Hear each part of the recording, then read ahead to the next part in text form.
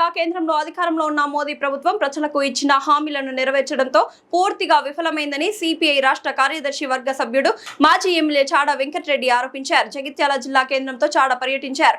ఈ సందర్భంగా విలేకరుల సమావేశం నిర్వహించి వెంకటరెడ్డి మాట్లాడారు. దేశవ్యాప్తంగా ఎంతో మంది విద్యార్థులు రాత్రి పగలు తేడా లేకుండా చదివి రాసిన నీట్ పరీక్ష లీకేజీ కావడంతో ఎంతో మంది విద్యార్థులు మృతి చెందడం కేంద్ర ప్రభుత్వం అసమర్థ పాలనకు చెంపపెట్టు అని మండిపడ్డారు. వ్యవసాయ రంగాన్ని కేంద్ర ప్రభుత్వం పూర్తిగా నిర్వీర్యం చేసి లక్షలాది ఎకరాల భూములను కార్పొరేట్ సంస్థలకు మార్ట్లు సూపర్ బజార్ల పేరిట లీజులకు ఇచ్చి రైతు నోట్లో మట్టి కొడుతున్నారన్నారు. తమ హక్కుల కోసం పోరాటం చేసే రైతులపై లాఠీ చార్జీలు కాల్పులు జరుపుతూ ప్రశ్నించే ప్రతిపక్షాల గొంతుకను నొక్కుతూ బీజేపీ ప్రభుత్వం కాలం వెళ్లదీస్తుందని ఆరోపించారు.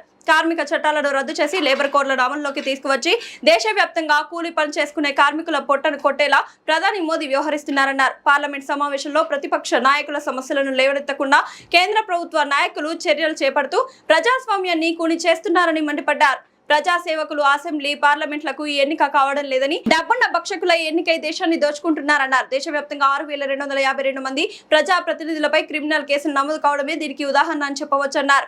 నైజాం రాజ్యం అధికారం తొలగిపోవాలని కోరుతూ ఎందరో నాయకుల త్యాగాల పోరాటాల ఫలితంగానే తెలంగాణ ప్రాంతానికి 1948 సెప్టెంబర్ 15 నిజమైన స్వాతంత్రం వచ్చిందని పేర్కొన్నారు. ప్రజల పక్షాన పోరాడమే సిపిఐ పార్టీ ప్రధాన లక్ష్యమని పేర్కొన్నారు. దేశంలో ప్రజల మార్పు కోరుకుంటున్నారని రానున్న రోజుల్లో మోడీ ప్రభుత్వానికి ప్రజలే బుద్ధి చెప్తారని ఈ సమావేశంలో రాజన్న సిరిసిల్ల జిల్లా సిపిఐ కార్యదర్శి మంద సుదర్శన్, జగిత్యాల జిల్లా సిపిఐ కౌన్సిల్ సభ్యుడు వెన్న మహేష్, జిల్లా కార్యవర్గ సభ్యుడు మహమ్మద్ అక్రమ్ మాలిక్ తదితరులు పాల్గొన్నారు.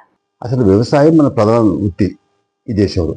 అట్లాంటి వ్యవసాయానికి కమ్యూనిస్ట్ పార్టీ దున్నేవారికి భూములు కావాలని భూములు పేదలకు వచ్చి లక్షలాది ఎకరాలు కోట్లాది ఎకరాలు పంచితే ఆయన ఏం చేసిందంటే మళ్ళీ 3 సాగునీ చట్టాలు తెచ్చి మొత్తం కార్పొరేట్ సంస్థలకు కట్టబెట్టేటువంటి కుట్ర చేశారు. పసిగట్టిన రైత సంఘాలు పెద్ద ఎత్తున ఆందోళన చేశారు. ఎట్లా కట్టబెడతారండి అని మీరు అనొచ్చు. వాళ్ళు ఏం చేస్తారంటే పెద్ద ఇప్పుడు మనం ఈ మాల్టు తర్వాత డిమార్ట్ అని తర్వాత ఇంకా అనేకమైనటువంటి ఈ సూపర్ బజార్లు అన్నీ వస్తున్నాయి. ఇవన్నీ వాళ్ళు ఏం చేస్తారంటే 1000 ఎకరాల భూమి లీజు తీసుకుంటారు. మేము మీకు ఏదైతుందో లీజు ఇస్తామని చెప్తారు. ఎకరానికి 10,000 20,000 ఇట్లా ఇస్తారు. దాంతో వాళ్ళ చేతిలో ఉండి భూమి వీళ్ళంతా మళ్ళీ పాలేరును కూలీలో పనిచేయాల్సి వస్తుంది. అంటే ఆ రకంగా కార్పొరేట్ సంస్థలు అప్పనంగా అప్పచెప్పిన ప్రయత్నం చేస్తే రైతు సంఘాలు వ్యతిరేకించి పోరాడితే దాదాపు 750 మంది రైతులు చచ్చిపోయిన తర్వాత అప్పుడు 1 సంవత్సరం పాటు ఉద్యమం జరిగితే రైతులకు క్షమాపణ చెప్పాడు. తప్ప మన భారతదేశంలో స్వాతంత్రం వచ్చినాక ఇంత పెద్ద ఉద్యమం రైతు సంఘాలు ఎప్పుడు జరగదు. భాషా ప్రయోగాలు, లాఠీ చార్జీలు, కాల్పులు ఎన్ని చేసినా వాళ్ళు రైతులు వెనుక తిరగలే. ఆఖరకు ఎర్రకోట పోయి రైతు సంఘం జెండా ఎగిరేసి వచ్చారు. అంత ఉండి పడుతులు పనిచేశారు. ఆఖరకు మోడీ దిగిరాక తప్పలేదు. ఆయన క్షమాపణ చెప్పి మద్దతు ధర చట్టం తీసుకొస్తారు, సపోర్ట్ ప్రైస్ చట్టం, అది కూడా తీసుకురాలి. ఇంకో వైపున 29 ఈ కార్మికుల సంఘాలకు సంబంధించిన చట్టాలు తీసుకొచ్చి వాటిని కూడా ఇప్పుడు రద్దు చేసేసి 4 కోట్ల కింద విభజించి సమ్మెక్కు లేకుండా చేస్తామన్నాడు. ఇంతే కాదు, ఇప్పుడు మనం పార్లమెంటు సభను చూస్తూ ఉంటే ఏమైపోతుందంటే పార్లమెంటు చూస్తే అరే పార్లమెంట్ అంటే ప్రజాసభ చర్చించాలి, అసెంబ్లీలో ప్రజాసభ చర్చించాలి. వ్యక్తిగత దూషణలు, ఆరోపణలు, ప్రత్యారోపణలు ఇవే జరుగుతున్నాయి. ఇప్పుడు ప్రతిపక్షాలు ప్రశ్నించే గొంతుకలో ధర్నా చేస్తే అధికార పక్షం కూడా ధర్నా చేస్తుంది పార్లమెంట్ ముందు. బీజేపీ ఎన్డీఏ వాళ్ళు చేస్తున్నారు, ఇటు ఇండియా కూటమి ఇంకా మిగతా పార్టీలను బిల్ చేస్తున్నారు.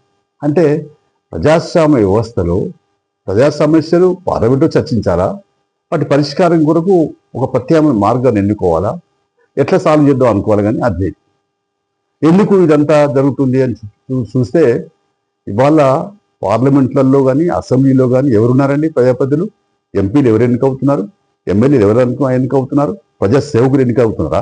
ఈవెన్ మీరు చూసినారు కదా మన సర్పంచులు లేకుంటే ఇతర ప్రజాప్రతినిధులు మున్సిపాల్లో కూడా ఎవరు ఎన్నికవుతా ఉన్నారు? డబ్బున్న వాళ్ళు ఎన్నికవుతున్నారు, ప్రజాసేవకుడు కనుమరుగవుతున్నాడు. అందుకని ఇప్పుడు చూస్తే 6,254 మంది మీద ఈ ఎంపీలు ఎమ్మెల్యేల మీద మాజీల మీద ప్రెసిడెంట్ల మీద క్రిమినల్ కేసులు ఉన్నాయి. మానభంగం చేసింది, హత్య కేసులు ఉన్నాయి. వాళ్ళు ఆఖరి కేసులు ఎత్తేసుకుందాం వారు అనుకూలమైన ప్రభుత్వాలు రాస్తారు ఉంటే ఒక సుప్రీంకోర్టు ఒకటి మాత్రం మంచి పని చేసిందంటే అలాంటి కేసులు విచారణ జరగకుండా ఎత్తేయడం లేదని చెప్పి ఆంక్షలు పెట్టింది. దాంతో ఇప్పుడు ఆగిపోయింది. అంటే క్రిమినల్స్, డబ్బు సంపాదించుకుంటారు, కార్పొరేట్ సంస్థల అధిపతులు లేదా రియల్ ఎస్టేట్ వ్యాపారులు, కాంట్రాక్టర్లు, వీళ్ళు ఎంపీలు ఎమ్మెల్యేలు ప్రజాప్రతినిధులు అయితే ప్రజాస్వామ్యం ఎక్కడ ఉంటుందని అడుగుతారు. అందుకని ప్రజాసేవకులు కనుమరుగైపోయి ప్రజా భక్షకులు అధికారం కొనసాగుతున్నారు. అందువల్లనే ప్రజాస్వామ్యం కూని అవుతున్నటువంటి పరిస్థితి. అందుకనే సిపిఐ పార్టీ లక్ష్యం ఏంది? ఇది 100 ఏళ్ల కింద పుట్టిన పార్టీ. ఇది మొదటి నుంచి కూడా ప్రజాస్వామ్యం అంటే అందరూ సమంగా బతకాలి, సమాజం రావాలి, అంతరాలు లేని సమాజం రావాలి. కొంతమందికి లక్షల కోట్ల శ్రీమంతులు ఏమిటి, కొంతమందికి పనికి లేకుండా తిండి లేకుండా ఉండడం ఏమిటి అనేది సిద్ధాంతం. శ్రమకు దగ్గ ఫలితం రావాలి, పేదవాడి బతుకు మారాలా, కష్టాలు పోవాలి. డాక్టర్ బిఆర్ అంబేద్కర్ రచించిన రాజ్యాంగం పొందుపరిచిన ప్రకారంగా కూడు, గుడ్డ, నీడ, విద్య, వైద్య సౌకర్యం అందరూ కల్పించబడాలి. ఇది రాజ్యాంగం ఉందని అడుగుతున్నాం. ఇది అడిగితే కూడా కమ్యూనిస్టులు ఏదైనా ప్రశ్నిస్తూ ఉంటారు, ఎప్పుడు నిందిస్తూ ఉంటారు, ఎప్పుడు అడుగుతూ ఉంటారు. మరి ఇప్పుడు సిద్ధాంతమే అది. మార్క్స్ సిద్ధాంతం ఏం చెప్పినాడు ఆయన? దోపిడీ రైతు లేని సమాజం కావాలన్నాడు. ఓ మనిషి ఇంకో మనిషి దోపిడీ చేసి ఉంది. అసలు పాయింట్ ఏంటంటే ఓ మనిషి ఇంకో మనిషి దోపిడీ ఎట్లా చేస్తాడు, ఎందుకు చేయాలి? చేస్తానికి అవకాశం అయింది.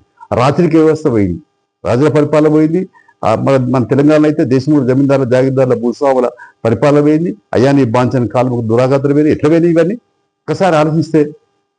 మరి అదంతా కూడా ఆనాడు తెలంగాణ సాయుధ పోరాటం, దున్నేవాడికి భూమి, అలాగే ఆంధ్ర మహాసభ, అనేక పిలుపులు, అనేక త్యాగాలు, వేలాది మంది తర్పణాలు. అలాంటి త్యాగాల మన మీదనే అసలు చాలా మంది ఏమనుకుంటారంటే ఆగస్టు 15నే స్వాతంత్రం వచ్చింది అనుకుంటాం తెలంగాణకు. చాలా మంది యువకులు తెలియదు. ఆగస్టు 15న తెలంగాణకు రాలేని స్వాతంత్రం. ఇది నేను గట్టిగా చెప్తున్నాను మీ ద్వారా. ఎప్పుడు వచ్చింది? సెప్టెంబర్ 17, 1948. అంటే 47, 48 ఒక సంవత్సరం మీద ఒక తర్వాత స్వాతంత్రం వచ్చింది. ఇది గుర్తుపెట్టుకోవాలి. అది అసలైన స్వాతంత్రోత్సవం. అయితే భారతదేశానికి వచ్చి స్వాతంత్ర్యమే, తెలంగాణకు రాని దినం అని అంటున్నాం. అప్పుడు కూడా తెలంగాణలో మరి ప్రజలందరూ కూడా ఒక వామపక్ష అభావం ఉన్న వాళ్ళందరూ కూడా 3 రంగుల జెండాలు ఎగిరేసారు, త్రివర్ణ పథకాన్ని ఎగిరేస్తే నైజాం ఏం చేసింది? అందరి కేసు పెట్టించి, పోలీస్ కేసు పెట్టించి, జైల్లో పెట్టించి నిర్బంధాలు చేసి, మీరు స్వాతంత్రం కాదు, ఇది నా రాజ్యం అన్నాడు నైజాం. నీ రాజ్యం ఎక్కడరా, ఇది భారతదేశం విలీనం కావాల్సిందని కమ్యూనిస్టులు పోరాడినారు. ఆంధ్ర మహాసభ కొట్లాడింది. అందుకనే మరి ఎక్కడికక్కడికి నిలదీసినారు. ఆగస్టు 15 స్వాతంత్రం వచ్చినాక సెప్టెంబర్ 11 నాడే కదా సాయుధ పట్ల పిలిపించింది. అంటే 26 రోజులకు సాయుధ పట్ల పిలిపియబడ్డది. ఏమని? దున్నేవాడికి భూమి కావాలి, వెచ్చాక రద్దు కావాలి, అయ్యాని బాధ్యత పోవాలి, రాత్రికి వస్తవాలి, నైజాం రాజ్యం పోవాలి, ప్రజా రాజ్యం రావాలి, ప్రజాస్వామ్యం కావాలి, భారతదేశం విలీనం కావాలి. దీని కొరకే తెలంగాణలో సాయుధ పోరాటం. అందుకనే ఆ రోజు రావినారాయణ రెడ్డి, బద్దమిల్ల రెడ్డి, మగ్దుమర్దిని పిలిపించారు. అది ఆంధ్ర మహాసభ పిలిపించింది, కార్మిక సంఘాలు పిలిపించాయి. అందుకని పెద్ద ఎత్తున ఉవ్వెత్తున మరి లేచింది. అది ఊరు వాడ ఉప్పనైంది.